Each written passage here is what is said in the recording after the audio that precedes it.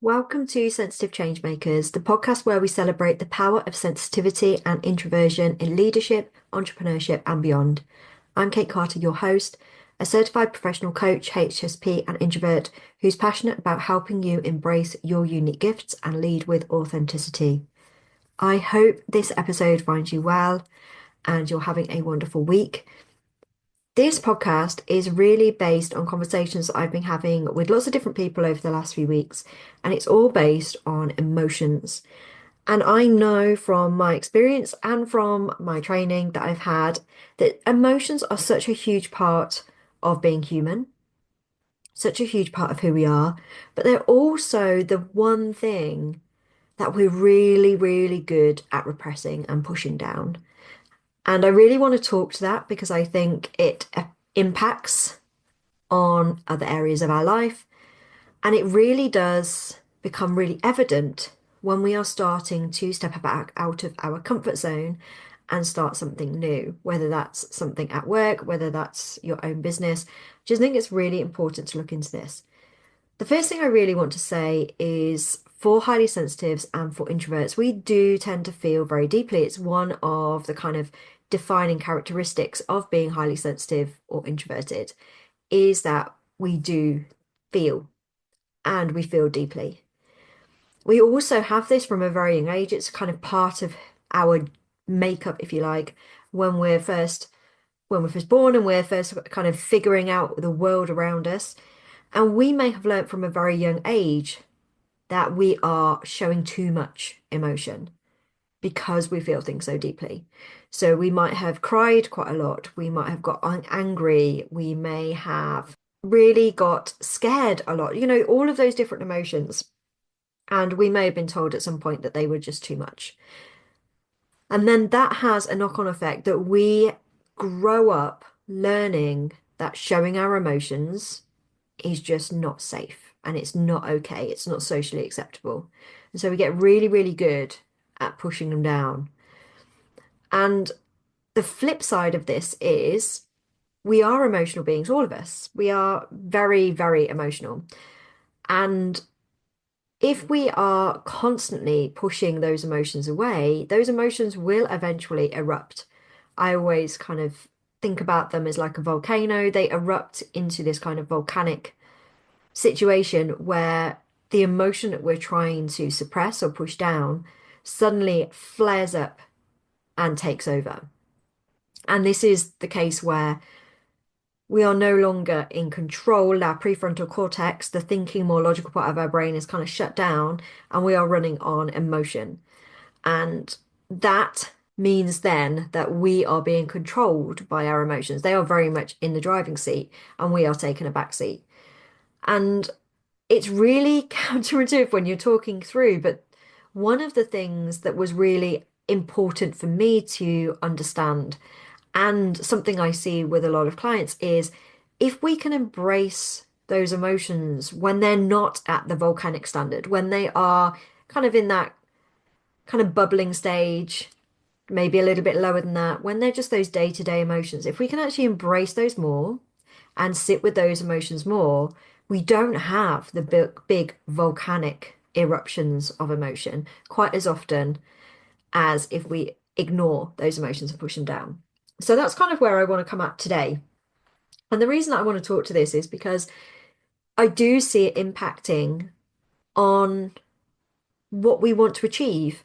So if that is, I'm talking about stepping out of our comfort zone, doing something brand new, if that is starting a business, if that is getting a promotion at work, if that is doing a new hobby, this can often play a part because we've learned that that particular emotion or those emotions that we're feeling aren't safe to feel. And so if they come up they're always going to be there, but suddenly we see them in a different light when we're trying something new. And the reason for this is obviously we're stretching our comfort zone, we're doing something we've never done before. And as a result, it's clearer to see when those emotions flare up. And so we can often see this if I take, for example, starting a business, we can suddenly see how those patterns of the way that we behave come into play and how they affect things. So if we're feeling like we've learnt that being sad, being angry, let's go with anger. Being angry is just not okay. It's not okay to feel angry. We've been told over and over again, it's not okay. And so something happens in your business, you're starting a business, something triggers that anger. And because we're not used to dealing with that anger on a more reduced level, it then becomes such a big part of what we're doing there and then, and it affects our behavior and the actions or the non-actions that we then take in business. And this can then put us on a completely different trajectory in business. It can mean that we're getting in our own way. It can mean that we're finding problems where there aren't any problems, or finding problems with ourselves where they're not those problems there either. And it can really cause like a spanner in the works. So I'm going to talk to that a little bit more. And the one thing I really want to start off by saying is about society and how it's not been necessarily the most supportive. It is socially acceptable to show excitement and happiness. So if somebody says, I've got a new job, or I've just passed this exam, or something like that, it is completely acceptable to go, yay, that's fantastic. Maybe we'll clap our hands, we might start, jump up and down. We're like, yay, fantastic. Go give them a hug. All of those things completely socially acceptable. But if we look at the flip side, if something triggers us into an anger or a sadness, society hasn't accepted those parts. It's not okay to stamp your feet. It's not okay to cry. It's not okay to scream, all of those different things. And yes, obviously, we want to get to a stage where we can neutralize and take a step back from those emotions so that we can see the picture clearly. And we get there by actually embracing those emotions. And that's the counterintuitive bit. A lot of people think if I just push something away, it will go away. It doesn't work like that. We are predominantly emotional beings, and we need to embrace this part of us. We need to embrace those emotions to actually support us in moving forward so that it doesn't get in our own way. So we don't start blaming situations, ourselves, things, and we start to be able to see things a lot clearer. Okay, so I hope that makes sense so far. There's lots and lots of different ways that you can do this. And I personally, I'm going to talk about it in two different ways. I'm going to talk about embracing your emotions and feeling your emotions. And I'm going to talk about sitting with your emotions. And both of them can be very, very different in practice, but they're both, I feel, incredibly valid and important in understanding yourselves better and in understanding how to ride the wave, how to manage your emotions so that they don't control you. Because if left unchecked, those emotions will absolutely take over, and you will be ruled by them rather than you ruling them. And like I said, the way that we do this is we actually embrace them on a smaller level. So this might look like we'll talk about embracing the emotions and feeling the emotions first of all. This might look at looking at different personal, they don't need to be public, but personal things that you can do when the emotion is not as heightened. So, say it was anger. We don't want to wait until the anger erupts into a volcanic kind of eruption where we're screaming and shouting at everyone. We want to look at it when it's kind of bubbling, when it's day to day, and then feel into that. And lots of people are different in lots of different ways. And it may be that you want to go and dance it out. You might want to go and get a pillow and scream into the pillow. You might want to write like all of your frustrations down on paper. There's lots of different ways, but I would really, really encourage you to think about how you can feel through those emotions. And again, just to clarify what I'm saying here, not waiting until they get to that volcanic eruption, but looking at the day to day, embracing in little ways, again, those small steps for big impact, looking at how you can embrace those on a smaller scale. So you're teaching your body that it's safe to feel these emotions. You're teaching your body that actually, if I can embrace this emotion and feel through it, it doesn't last as long. It does have an expiry date. It does pass through because I'm actually processing it in my body. I hope that makes sense. So actually embracing the emotion and feeling through that emotion is such an important part. And the reason for this is, again, a lot of people see the brain and the body as completely two different entities. They do work in sync. They work perfectly as a whole being. But some people forget that and think that if they can think it through, then that's good enough. And yes, thinking, different perspectives, how you see things, all beautiful, beautiful tools to use. But if we don't actually get the body on board as well, we're only doing half of the job. There's only half of the puzzle done, if you like it, look at it that way. And so bringing the body on board, how can you process this emotion on a small scale, small steps, maybe daily, maybe over a couple of days, but on a smaller scale, how can you embrace these emotions so that they don't get to the stage where they want to erupt? Because basically, your emotions are messages from your body that something doesn't feel right. And if we're constantly pushing those down, like we said, they will erupt. So if we can listen to them when they're little niggles rather than when they're shouting at us, that's going to support us in processing those emotions. And then they first of all, they have a shelf life. They will pass through your body, especially if you're working with your body through it. And then because you're teaching your body it's safe, it's okay to feel like this. Look, I felt it through and now I feel better. They are less likely to feel that they're being suppressed. I'm almost like personalizing these emotions, but you get the idea. We are allowing them to be there on a smaller scale so that it doesn't have that eruption and impact on what we're trying to achieve day to day. So that's the first thing is feeling into those emotions. And I've spoken about anger. Sadness is another one. I really love the whole idea of with sadness, giving yourself a hug. I think that's so powerful. I've used that one myself. But there are lots of different ways that you can feel through sadness. The other one that I find, I was having a conversation with somebody about this, is when we get to that volcanic stage where the emotion has taken over and is ruling us and is completely just erupting everywhere, the prefrontal cortex, the more logical part of our brain, is kind of just going to sleep for a little bit and is really not on board. And so it becomes very difficult to articulate how we're feeling in that scenario, how we're feeling in that situation. So again, one of the great things you can do is, again, small steps before it gets to that volcanic eruption stage, is look at your emotions and actually start to articulate what's going on. How many times have you actually thought to yourself, what's in my head right now? Why is this frustrating me so much? Why is this causing so much anger? Why is this causing so much sadness? Why is this causing whatever emotion is there for you? And actually articulating it down on paper. Again, nobody has to see this. It can be just for you, but really getting your head around. So this is where the brain comes on board. Getting your head around what is really going on when the emotion again is it more of a quieter stage before it erupts. So really just understanding what's going on for you there at a deeper level. Again, just that process itself can be really supportive. It's out of your head onto paper. You get a good idea of, oh my God, that really does bother me. And I didn't even realize. This can be really useful in business when the same thing keeps happening and happening again, and it's triggering you into, say, an anger or frustration. And actually, there's a pattern there. Like, oh my God, it's every time somebody, think for an example here, as a concrete example. Every time somebody gives me a negative comment or something that isn't positive on social media, maybe they disagreed with something I've said, that triggers that frustration, anger response. And I didn't realize that it was actually that. Okay, let's look at that in more detail. What is that really about? And then you can dig into that a little bit more deeper, and you probably find out with most of us, it's that not feeling good enough, that people pleasing tendency of not wanting to be disliked. There's always something underneath that, but just actually articulating how you're feeling when the emotion is more at that bubbling stage can really support you in seeing what's really going on.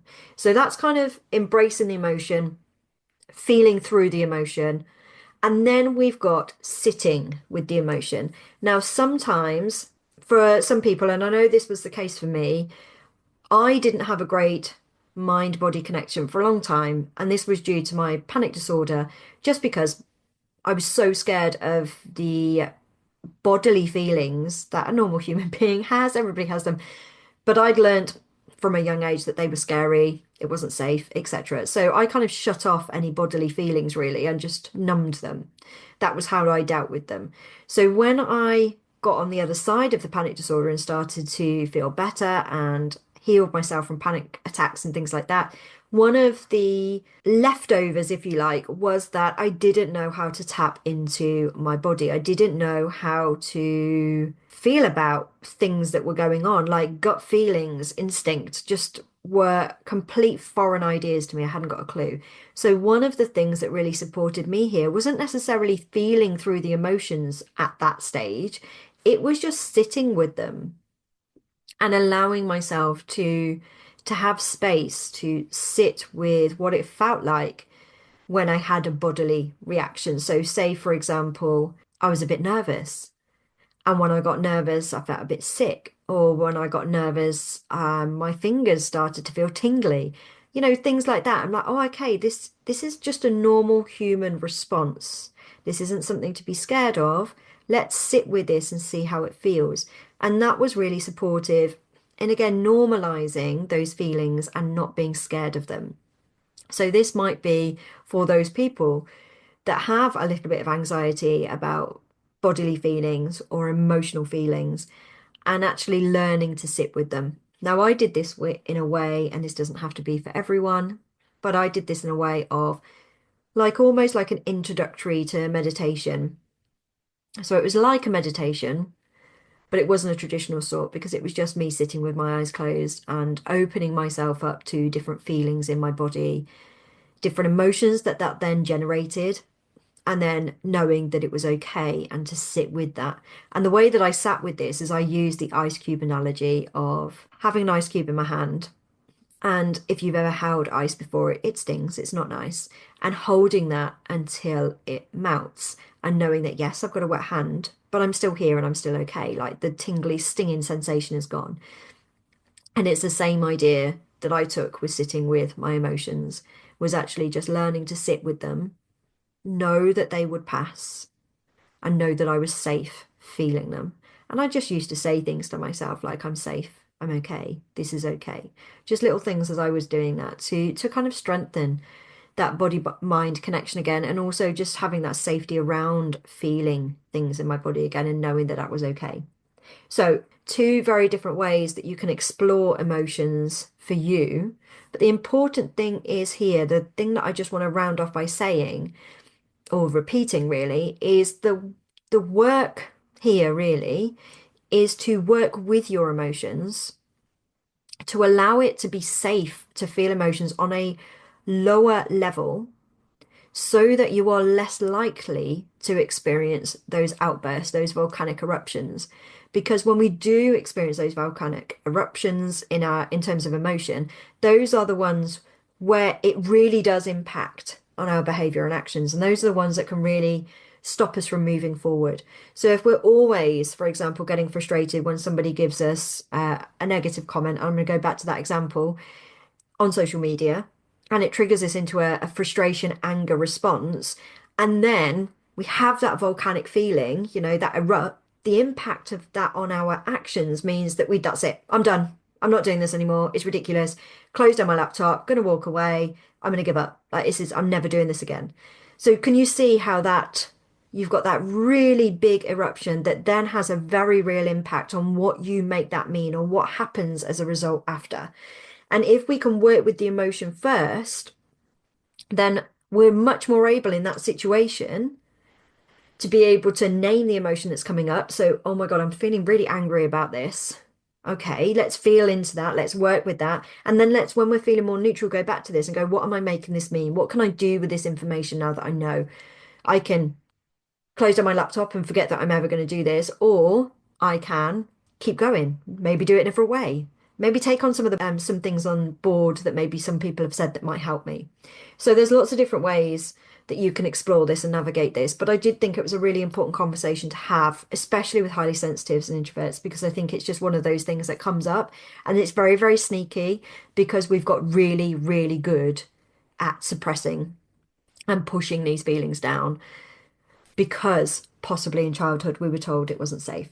So I hope this has been useful. I would love to hear your experiences and how you feel about this. And if you've got any stories to share, I'm always open to hear them. And I'll be back in a couple of weeks. Have a wonderful, wonderful weekend or week whenever you are listening to this. And I'll speak to you soon. Bye. Thank you so much for listening to this week's episode. If you have any takeaways or any questions, please do reach out to me either through Instagram, LinkedIn or Facebook at Kate Carter Coaching, or you can email me at kate at katecarter.co.uk. I always love to hear your feedback and the things that you have taken from the podcast. If you know of any other highly sensitive people, then please do share this so that I can reach more and support more highly sensitive people to embrace their strengths and gifts. As a thank you, I will pick a winner every month for a free 50-minute coaching session with me. Thank you so much.